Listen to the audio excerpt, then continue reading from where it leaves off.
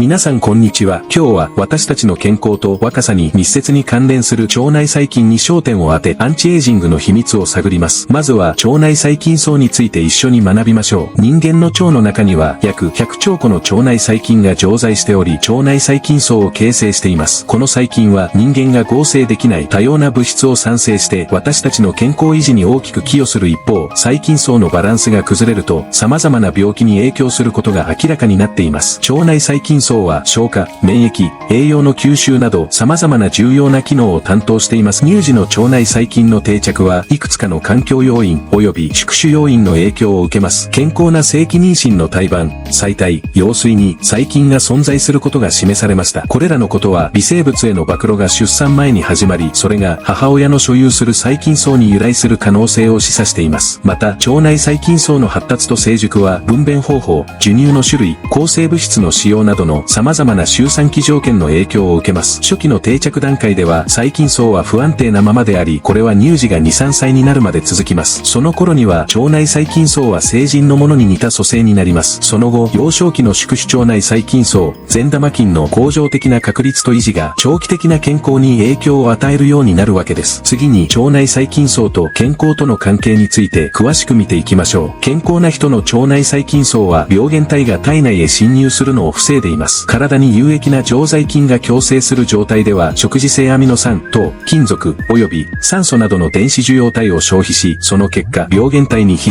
須栄養素と分子を与えません。共生細菌は接触依存性阻害、6型分泌システム、またはバクテリオシンやフェロモンペプチドなどの分泌分子を介して病原体を直接殺すこともできます。酢酸、酪酸、またはプロピオン酸などの短鎖脂肪酸、インドールなどの阻害性化合物が腸内細菌層によって分泌され、有毒な病原体の増殖を阻害したり、病原性因子の発現を抑制したりします。そして最近では腸と脳のつながり、さらには腸と腎臓のつながりが明らかになりました。消化管と中枢神経系との機能的な関係を腸脳相関と言います。腸内細菌層は脳と直接つながっており、心の健康にも影響を与えることが分かってきました。腸脳相関病は腸脳相関が病態の主体と考えられる疾患群の総称です。中でも過敏性腸症候群、機能性便秘、機能性ディスペプシアはその代表的な疾患です。便秘はパーキンソン病の初発症状として重要です。また、過敏性腸症候群がパーキンソン病もしくはアルツハイマー型認知症のリスクを高めるという報告があります。また最近、腎臓病との関連も例外ではなく、腸内細菌及び腸管機能がその病態に深く関与していることが分かってきました。腸内細菌層は尿毒素酸性により腎機能の低下に関わっていますが、腸内細菌層は腎不全状態においても腸管内での短鎖脂肪酸産生やアミノ酸代謝に大きな影響を及ぼしており、腸内細菌層は免疫や栄養面から腎保護的な役割も果たしていると考えられています。このような腎疾患と腸管との関係を腸腎連関といい、慢性腎臓病患者では便秘、食物繊維の摂取制限、抗生剤の頻用、